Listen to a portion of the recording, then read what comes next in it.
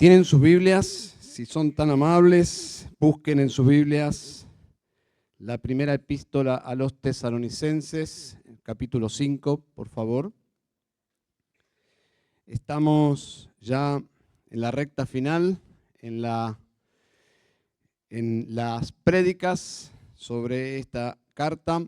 Estamos en las directivas finales para la iglesia, no solo para la iglesia en Tesalónica en el primer siglo, sino también para nosotros. Como ustedes ya han visto conmigo, Pablo se ha ocupado en los versos 12 y 13 de la relación de los líderes y la iglesia a fin de mantener la unidad y la paz. Luego vimos que para mantener la unidad, la paz y la vitalidad de la iglesia debemos ocuparnos unos de otros, ser activos en la práctica, en la obediencia de los mandatos del versículo 14. Palabra clave, paciencia. Muy bien. Palabra clave, paciencia.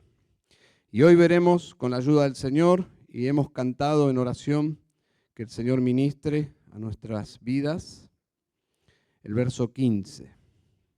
Vamos a orar una vez más. Querido Dios, esta es tu palabra y pedimos que al leerla, al explicarla, al oírla, tú nos ayudes, abre nuestros ojos para poder vivirla, Señor.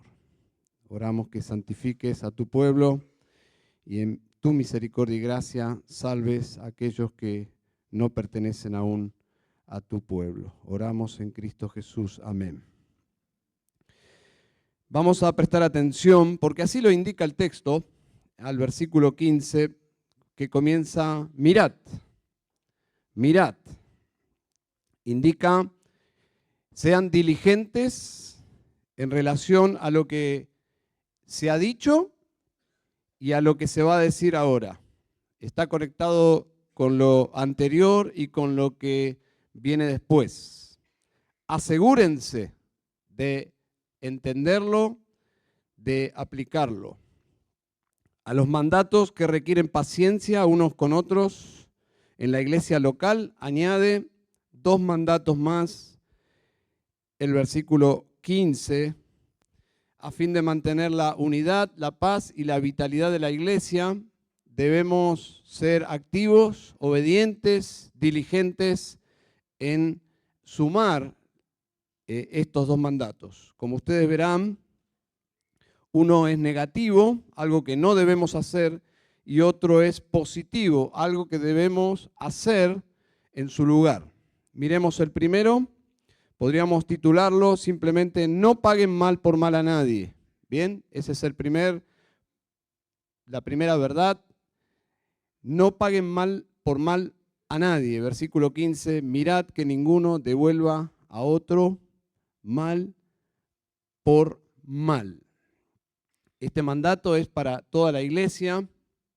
Cada creyente tiene la responsabilidad de obedecer este mandato, pero también de persuadir a sus hermanos a obedecer este mandato. Esa es la forma en la cual está escrito este mandato. No solo es para que uno obedezca este mandato, sino para persuadir a sus hermanos a colocarse obedientemente bajo el mismo. Pedrito tenía 8 años, un niño de 8 años, que llega a su casa después de haber estado en la escuela de fútbol y llega con una cara que su papá advirtió que estaba muy enojado. Y estaba muy enojado, por cierto, porque un compañerito de la escuela de fútbol le dio una flor de patada. Una patada que no fue accidental, fue intencional. Su papá, que es un creyente, le animó a su hijito a sentarse, a mirar las escrituras juntos, y por medio de las Escrituras a tomar la decisión de renunciar al enojo y a perdonar. Pedrito, sensiblemente, a sus 8 años, es convencido por su padre, es ministrado, oran juntos, y para Pedrito fue el fin de este drama. Excelente ejemplo de cómo se practica este texto bíblico. Excelente ejemplo de cómo ministramos este versículo en la crianza, por lo menos.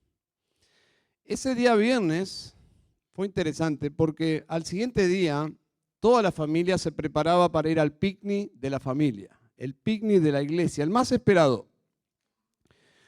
En el picnic los hombres jugaban al fútbol. Eso era parte sagrado del evento. Y sus hijos miraban a sus jugadores preferidos, sus papás. Allí estaban sus hijos mirando el juego y también estaban allí las esposas, toda la iglesia alrededor del campo de juego. El papá de Pedro recibe una patada en el minuto 12 del primer tiempo y Pedrito abre los ojos y piensa, wow, eso me pasó a mí también. Y papá no se ve enojado. En el minuto 25 el padre de Pedro le brinda una patada retributiva a su agresor que tuvo que salir del campo de juego y ser reemplazado. Así es el juego, ¿no? Así es el juego, así es el fútbol, ¿no? Pedro estaba asombrado y confundido. El papá de Pedro hizo un buen trabajo de pacificador en la casa, convenció a su hijo con la palabra de Dios a perdonar, abandonar el enojo y la venganza, pero falló en obedecer él mismo la palabra de Dios en la vida real de los adultos. Está bien, fue en el fragor de la batalla, un descuido, una pasión. Parecía que las reglas del fútbol dan lugar para dejar afuera la palabra de Dios.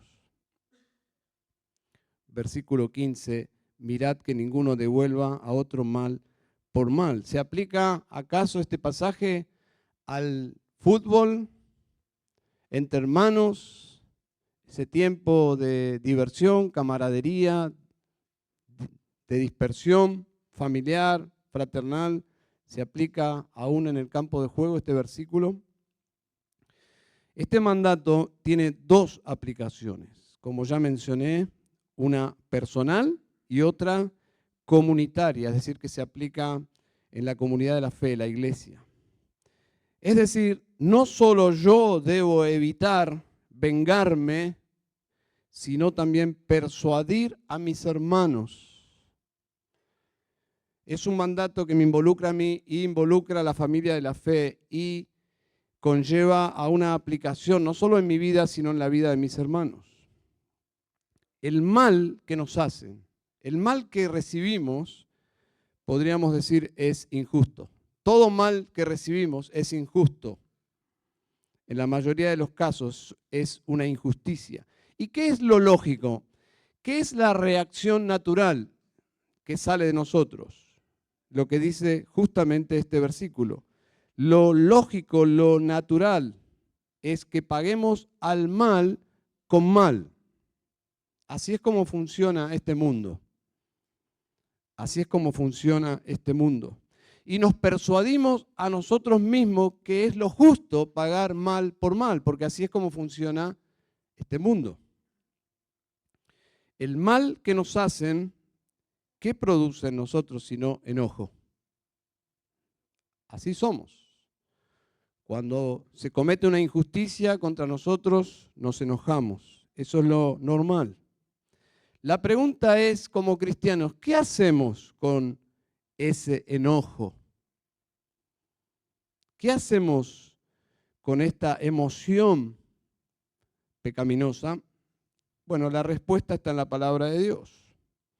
Lamentablemente actuamos como el padre de Pedrito, porque la emoción nubla nos distrae de la aplicación inmediata de la palabra de Dios. Es decir, reaccionamos en nuestras fuerzas, en nuestra carne, y no aplicamos, no incorporamos, no inyectamos la palabra de Dios. Dejamos la palabra de Dios fuera del campo de juego, como si la palabra de Dios no tendría relevancia en esto que me ha pasado.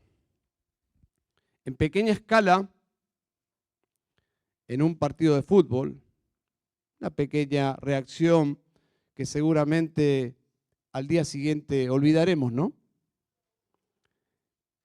Una pequeña reacción, un partido de fútbol.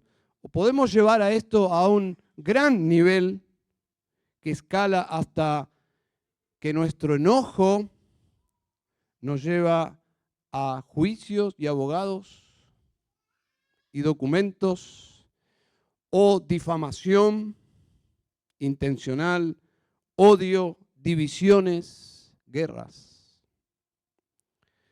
Hermanos, no hubo ningún ser humano en la tierra tratado con más injusticia que nuestro Salvador. ¿Amén? No existe otro. No existe otro. Pero aún así nos asombra oírlo en la cruz, suspendido ahí en la cruz, orar así. Lucas 23:34. Padre, perdónalos porque no saben lo que hacen. Asombroso, ¿no? Contracultural, sin duda. Porque lo que cualquiera de nosotros esperaríamos, que estamos acostumbrados a las películas de acción, es que si ese hombre colgado de la cruz, que está recibiendo tanta injusticia, tiene poder para vengarse, ese es el momento para mostrar, desplegar su poder y eliminar a todos sus enemigos. Es lo que esperamos todos nosotros en las películas de acción, ¿no? Es el momento más precioso de esas películas. Pero nada de eso sucede. O si el padre tenía que venir a rescatarlo y mostrar, sí, su poder, tampoco lo hizo y hubo silencio y fue abandonado a merced de los impíos. Ahora, si usted tiene una inclinación al resentimiento, si usted es honesto y dice, esa es mi debilidad, esa es mi debilidad, debe saber lo siguiente, que el diablo trabajará para alimentar su corazón. Proveerá suficiente leña, pensamientos, argumentos para mantener su corazón en llamas. Si su debilidad es el rencor. Y saben, no se puede tener un corazón ardiente para Dios y guardar resentimiento. No se puede. No es que no se debe, pero no se puede. No se puede. Estoy hablando de rencor, porque detrás del deseo de pagar mal por mal hay enojo y resentimiento. Básicamente hay enojo y resentimiento. Y eso aplica a todas las relaciones de nuestra vida.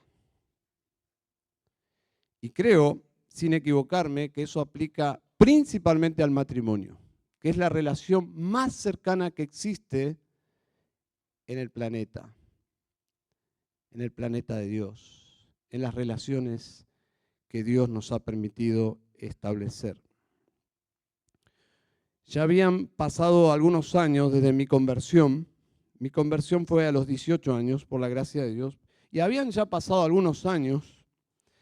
Y una noche yo no podía dormir. Y fue justamente en esa noche que me di cuenta que yo guardaba distancia, guardaba resentimiento quizás, rencor contra mi papá. Y me di cuenta que era la razón por la cual yo mantenía distancia afectiva. Recuerda esa expresión, distancia afectiva. Y la razón, y no era porque me sobraba el tiempo en mi noche sin poder dormir, pero comencé a orar, porque yo quería alcanzar a mi familia con el Evangelio y sentía que había un abismo emocional entre mi padre y mi persona. Entonces, llegué a la conclusión que yo realmente tenía reclamos en mi corazón contra mi padre, y mi padre ni siquiera era cristiano. Bueno, esa noche, unilateralmente, y lo recuerdo muy bien, ya han pasado muchos años, pero recuerdo que en oración, en esa noche de insomnio, le pedí al Señor que me ayudara a amar a mi padre por el bien de su alma, por causa del Evangelio, que el Señor, que era todopoderoso y que conocía mi corazón, me ayudara a sanear esta distancia afectiva. Y el Señor respondió inmediatamente, interesante. No nos sorprendemos, ¿no? ¿Cuántos salmos dicen que clamamos y Él nos responde? Así que no deberíamos sorprendernos porque Dios responde a nuestras oraciones sinceras. Y todo comenzó a cambiar después de esa misma noche de oración, por lo menos en mi persona. Y quizás fue el principio de un proceso que llevó a mi padre años más tarde, obviamente por la gracia de Dios, al conocimiento del Salvador. Esto que traje de mi propia experiencia simplemente es para enfatizar lo siguiente. No se puede tratar bien a las personas si guardamos enojo. Sencillo, ¿no? No vas a poder, aunque lo intentes, tratar bien a las personas si tienes reclamos en tu corazón. Si guardas enojo, tu respuesta será pagar mal a esa persona. Así es como funcionamos. Proverbios 10:12 dice, el odio genera contienda. Tu respuesta será pagar mal a esa persona. La dosis de mal puede ser muy pequeña o puede ser muy grande según la cantidad y la profundidad de tu amargura contra esa persona. Pero de hecho será imposible que le trates como Cristo quiere que le trates si guardas enojo en tu corazón. El mal puede ser guardar distancia emocional, afectiva, hablarle mal. ¿Se dieron cuenta que algunas madres no pueden hablarle bien a sus hijos pequeños? Simplemente les sale tratarles mal. Probablemente porque están viendo a sus hijos como un estorbo para su felicidad y han guardado rencor por cómo ellos actúan en la familia, y tenemos madres absolutamente amargadas con un profundo rencor en sus corazones contra sus propios hijos que dicen amar. Pero así funciona increíblemente nuestras emociones pecaminosas. Puede ser hablarle mal, evitar saludar, tener una mala disposición, tener malos pensamientos y no saber por qué siempre estoy pensando negativamente acerca de esta persona. Tienes que parar un poco y pensar, porque probablemente tengas algo en tu corazón contra esa persona. Cuando hago lo que hago, tiene una explicación.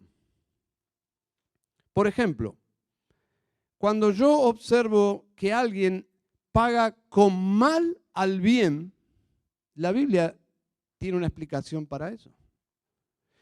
Cuando hago esto, es decir, al amor, al bien, yo pago con mal, eso refleja que estoy siguiendo a Satanás. Salmo 109 dice, me devuelven mal por bien y odio por amor. ¿Quiénes? Los enemigos de Dios. Y luego dice, pon sobre él al impío y Satanás esté a su diestra. Cuando alguien obra con mal en respuesta al bien, está siguiendo a Satanás. Es diabólico. Refleja a Satanás.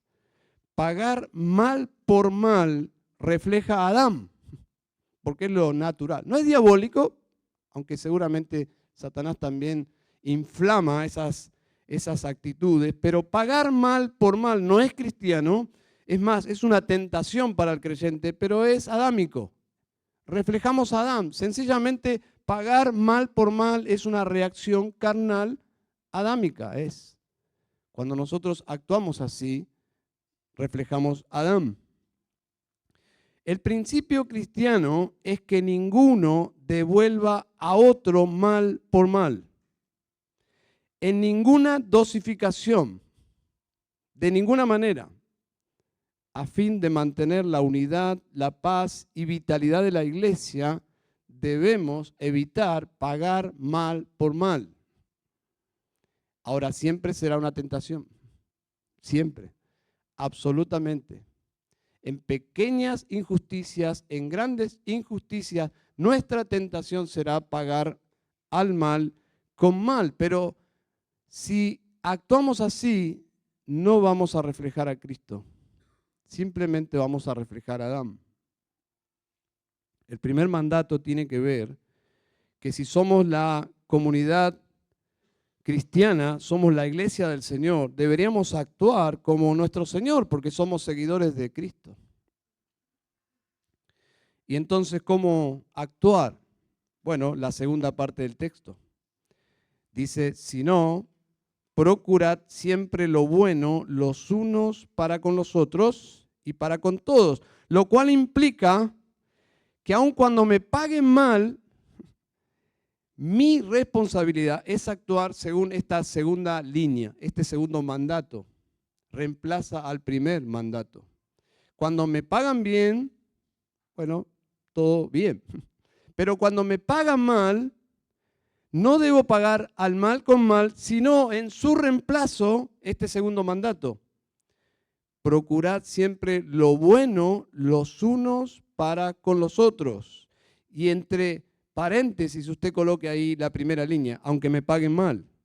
Aunque me paguen mal, siempre, siempre, siempre procuro lo bueno los unos para con los otros. Esto me obliga a pensar que yo no puedo actuar así.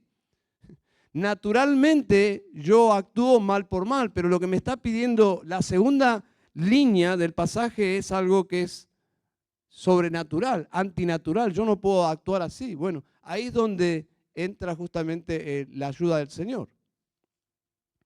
La ayuda del Señor. Por eso cuando naturalizamos en todas las relaciones, pero permítame usar el ejemplo del matrimonio, cuando naturalizamos que al mal yo pago con mal, estamos básicamente negando el Evangelio. Estamos actuando como hijos de Adán. Estamos dejando a Cristo fuera de la cancha, fuera de la familia, fuera del matrimonio. Es una deshonra al nombre de Cristo. Y entonces, ¿cómo? Bueno, versículo 15, la segunda parte. Procurad siempre lo bueno los unos para con los otros y para con todos. El término procurad es lo que implica es eso, que no es fácil. Que no es fácil, debería ser una meta. La idea ahí de la palabra es perseguir, como colocarnos la meta, que así es como yo voy a actuar, aunque la otra persona me haga el mal. La idea de esa palabra implica que no es natural y que se requiere esfuerzo, que no me va a salir naturalmente. No aplica aquí, déjalo ser, que va a fluir. No, no va a fluir. Es determinar en mi corazón cómo yo voy a amar a Dios con todo mi corazón y con toda mi mente y con todas mis fuerzas bajo esta circunstancia. En un sentido es como ponerme la armadura de Dios. Es ponerme la armadura de Dios en casa. Pero uno dice, pero en casa andar con la armadura de Dios. En casa es donde nos relajamos, ¿no? Pero ¿acaso el diablo no entra en su casa? ¿El pecado no actúa en su casa? Sería buenísimo que así funcionara, pero si usted lee Efesios 6, cuando habla de toda la actividad del diablo y que nos debemos fortalecer las fuerzas de Dios y colocarnos la armadura, observe cuál es la bisagra de ese pasaje. ¿De qué está hablando antes? Del hogar. Del hogar. Creo que es en el hogar donde se libra la batalla más poderosa del enemigo. Es en el hogar principalmente que debemos glorificar a Dios. La frase siempre enfatiza la constancia del esfuerzo. Así que el versículo presenta un contraste entre lo que debemos evitar, que nos sale tan bien, pagar mal por mal, eso nos sale bien, vengarse. El contraste entonces es, y lo que se debe hacer en su reemplazo, en su lugar. Dice, procurad siempre lo bueno. Siempre, de alguna forma, me pone a mí en una situación que no hay ninguna excusa, en un sentido, para que yo justifique pagar mal por mal.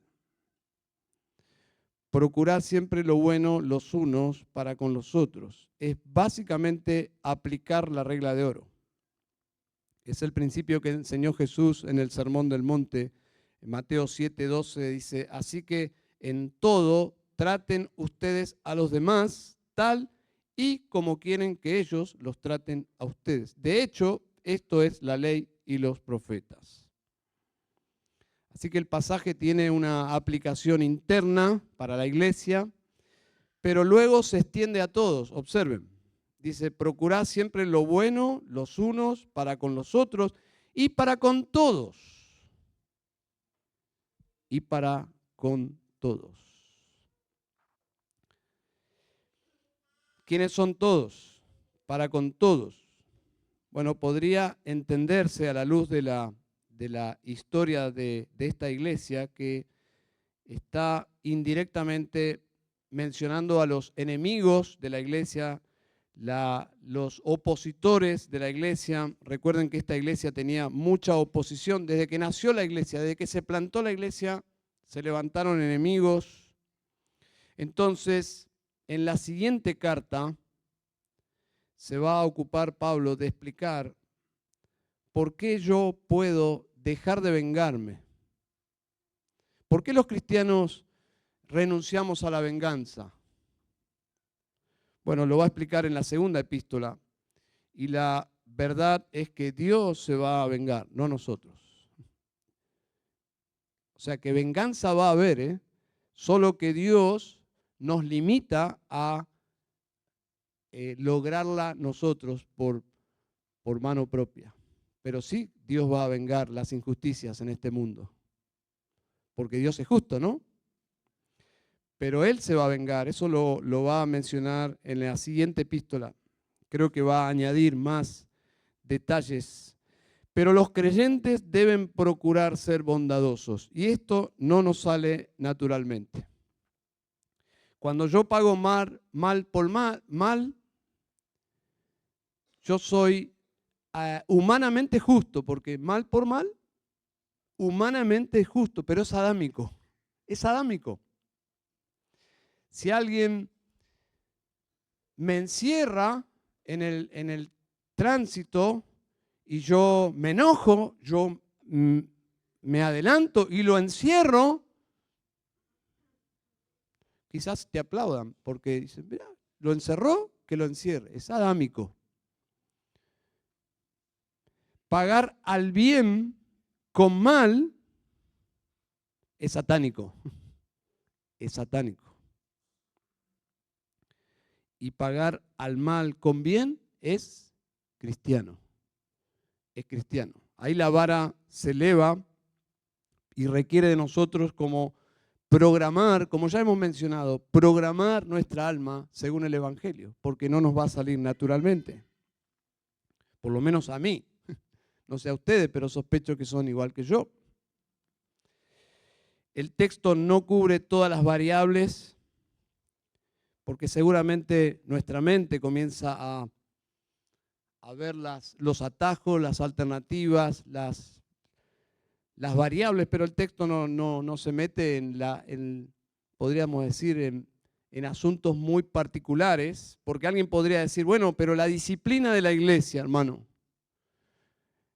¿no es lo contrario de este mandato? No, no, porque la disciplina de la iglesia es conforme a la justicia de Dios. O alguien puede decir, y denunciar a un abusador sexual ante las autoridades para que lo metan preso, ¿acaso no es pagar mal por mal? No, eso es conforme a la justicia. Por eso este pasaje no cubre todas las variables, es un principio general que se aplica a la iglesia y es en relación específicamente al enojo y a la venganza. Pero detrás de estas acciones que ya mencioné, no hay nada como venganza, simplemente hay actos de justicia. En un barco de pesca, todos se divertían con el cocinero. Yo no sé si conoce esta historia. Todos se divertían con el cocinero, se burlaban de él, bullying diríamos en el día de hoy, porque él era muy pequeño. Todo el tiempo esos hombres rudos hacían escarnio del pequeño Juan. El pequeño Juan parecía no oír todas esas cosas que decían de él y con bondad les servía incondicionalmente cada desayuno, cada almuerzo y cada cena.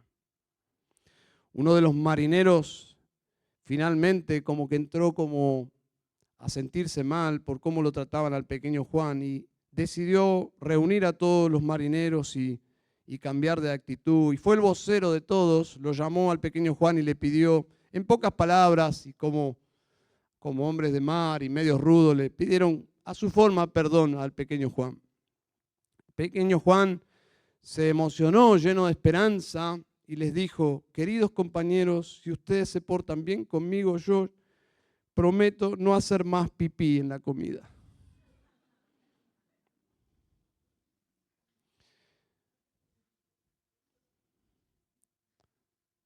¿Les parece pagar mal por mal? Sí, es lo normal. Es lo normal. Yo diría que si fuese una película, todos diríamos, wow, qué capo, ¿no? Juancito. Pero no es cristiano. No es cristiano. El mandato doble del versículo 15 tiene que ver con la venganza. Yo creo que la venganza no es algo pecaminosa en sí, porque si fuese pecaminosa en sí, Dios no podría vengarse. Simplemente que Dios decidió limitar la venganza y tener Él el monopolio de la venganza. Y hay otro tipo de justicia que Dios otorgó en ciertas fuerzas, en las naciones. Romanos 13 dice que ha colocado en manos de las fuerzas militares aplicar la justicia. Es un tipo de venganza lícita, pero no está vigente la ley del talión hoy en día para los cristianos. Por lo tanto, hermanos, si yo guardo enojo, y no importa en la forma como yo pago al mal por mal, yo estoy perdiendo la gran oportunidad de mostrar a Cristo. Si yo actúo hacia mi esposa porque ella actúa pecaminosamente y yo actúo de la misma forma pecaminosa, yo estoy perdiendo el privilegio de mostrar a Cristo. Y no estoy viviendo para agradar a Dios. Estoy perdiendo de vista, estoy dejando la palabra de Dios fuera de mi matrimonio y de mi hogar. Así que el versículo 15 tiene que ver con la venganza. Alguien que guarda enojo no podrá ser bondadoso. Jamás alguien que guarda enojo podrá actuar como un cristiano. Simplemente es una decisión. La decisión de guardar rencor implica que yo no podré glorificar a Dios. No podré mostrar a Cristo. En esos días del Nuevo Testamento, en el Imperio Romano, estos mandatos, versículo 15, eran inadmisibles. ¿Saben por qué eran inadmisibles? Porque la venganza era parte de la cultura y del honor. Hay un documento de esos días sobre la enemistad personal en la política romana, y lo voy a leer textualmente. Dice: el prestigio de un romano se disminuía si, habiendo sido humillado, estaba poco dispuesto a responder y vengarse. Es decir, el honor de una persona, si era manchado por alguna injusticia, estaba obligado a vengarse. En esos días, no vengarse era falta de honor. ¿Y qué era el honor? Era el valor más preciado. Lo era todo. Por lo tanto, este texto es inadmisible.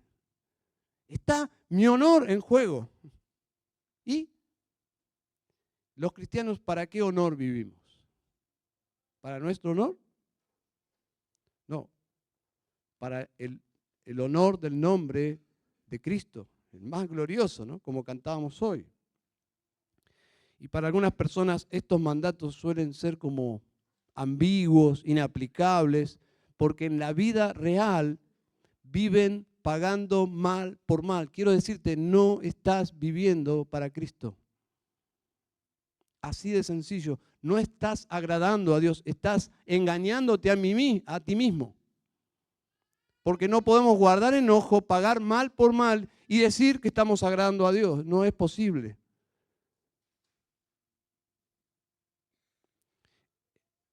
Pero el segundo mandato es aún más llamativo.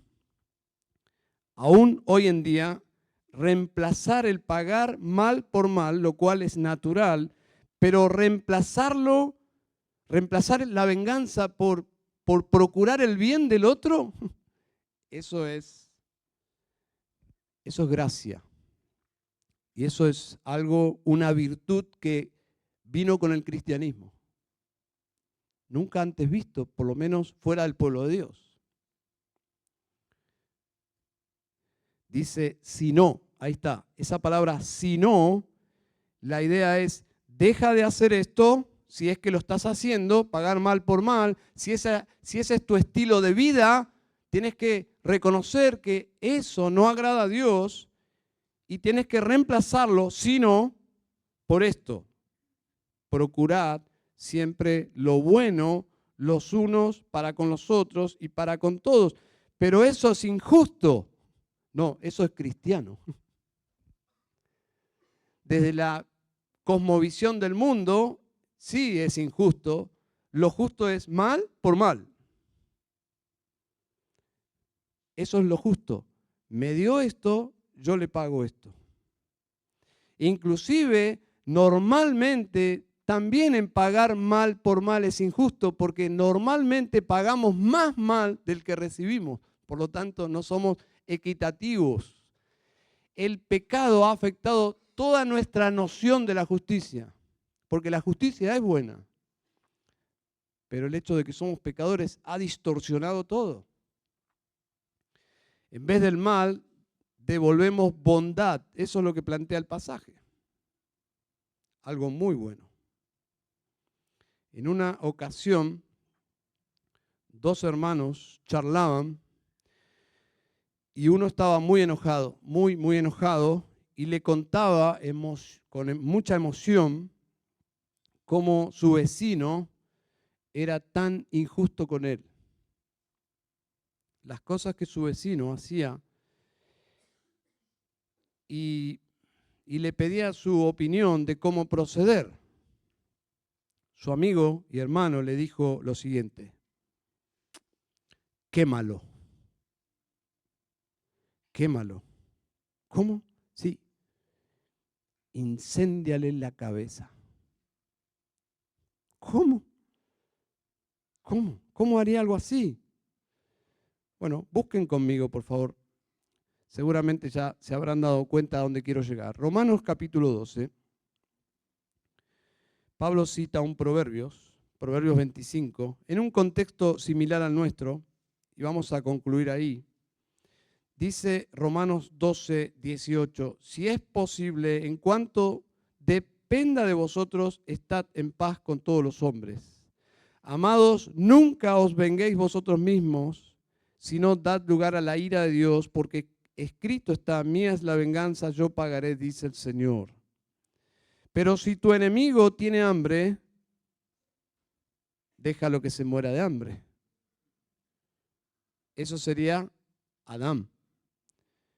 Pero ¿qué dice Cristo? Dale de comer. Y si tienes sed, dale de beber. ¿Por qué hacer así? Porque haciendo esto, carbones encendidos amontonarás sobre su cabeza. ¿Y qué se logra con esto? Versículo 21. No seáis vencido por el mal. ¿Cuándo uno es vencido por el mal? Cuando paga con mal. Somos derrotados como cristianos. Pero ¿cuándo es que el cristiano actúa como cristiano? Es decir, más que vencedor. Cuando vences con el bien el mal.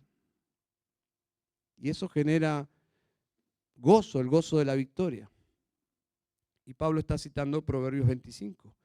El enemigo que espera, porque ha actuado mal, espera defensivamente recibir el mal, pero en cambio, ¿qué recibe? Para su sorpresa y vergüenza, recibe lo que nunca esperaría: bondad de parte del cristiano. Bondad.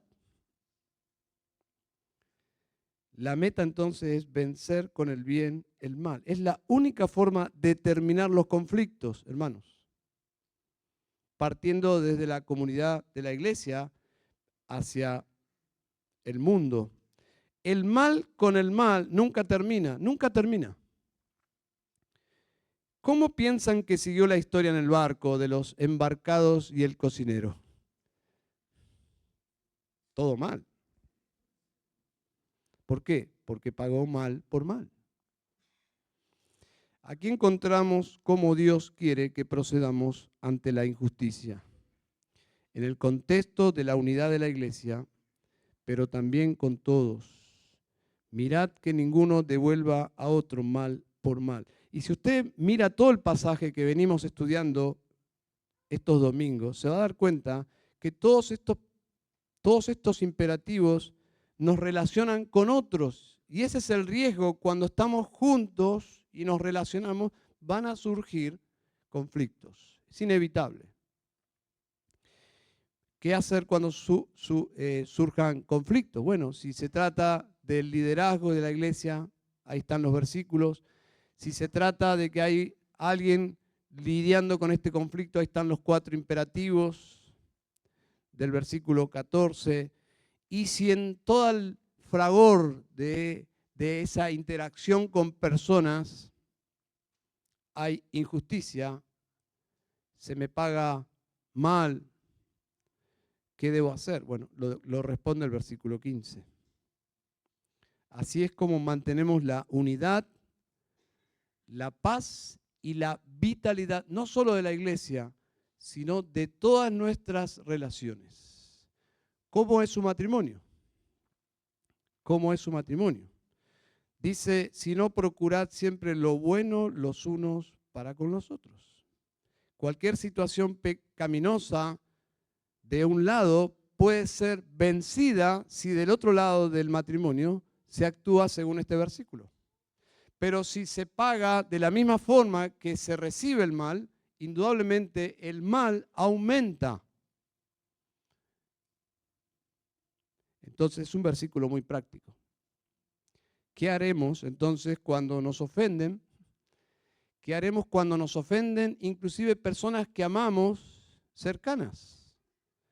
Procurad siempre lo bueno los unos para con los otros. Eso implica perdón, eso implica oración, eso implica un esfuerzo, eso implica el poder sobrenatural de Dios acudiendo a mi ayuda para que yo pueda actuar como a Dios le agrada. Si usted actúa naturalmente y paga mal por mal, usted no está agradando a Dios, no está actuando según la voluntad de Dios, no está mostrando a Cristo. está perdiendo una oportunidad preciosa de glorificar a Dios. Hablábamos con un matrimonio y le ilustraba de esta forma. Es como cuando un jugador de fútbol que está en su puesto y su puesto básicamente se limita a tener que hacer el gol. Normalmente ese es el jugador número 9. El jugador 9 existe en la cancha para entrar esa pelotita dentro del arco. Cuando ese jugador tiene una oportunidad enorme y la tira fuera del arco, perdió la oportunidad de hacer el gol. Y todo el estadio dice, ¡uh! No dice, dice otra cosa, pero perdió la oportunidad.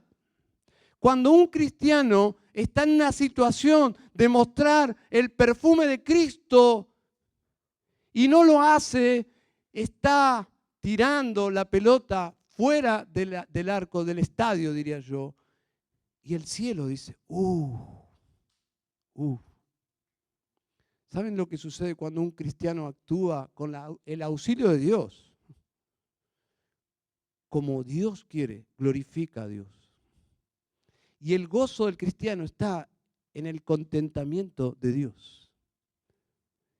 El gozo del cristiano es el contentamiento del cielo. El pecado del cristiano es un escándalo en los cielos. Entonces, esto me lleva a pensar que estoy siendo monitoreado todo el tiempo. Sí. Dios está en su casa. Dios estaba en el partido de fútbol, en el picnic. Usted puede tener muchos argumentos para seguir anidando enojo en su corazón, pero Dios conoce todas las cosas. Y normalmente los argumentos son verdaderos. Los argumentos para mantenernos enojados, esclavos de esos sentimientos, mayormente son verdaderos. Son justificados, pero según el mundo. Dios nunca, jamás justificaría a un cristiano que ha recibido el perdón de lo imperdonable, que deje rencor en su corazón y no perdone a sus hermanos y al prójimo. Vamos a orar al Señor. Padre de los cielos, que no sea solo teoría estas cosas. Ayúdanos a disfrutar que la vida cristiana es una vida victoriosa, Señor. Puede ser que hemos perdido muchas batallas, hemos causado tristeza a tu corazón muchas veces, Señor, pero ayúdanos a madurar. Señor, ruego en esta noche por la madurez de la iglesia. Ruego en esta noche por el poder de tu palabra actuando en todos nosotros, en todas nuestras relaciones. Señor, no hay fruto en mostrar a Adán. Hay gloria en mostrar a Cristo, Señor.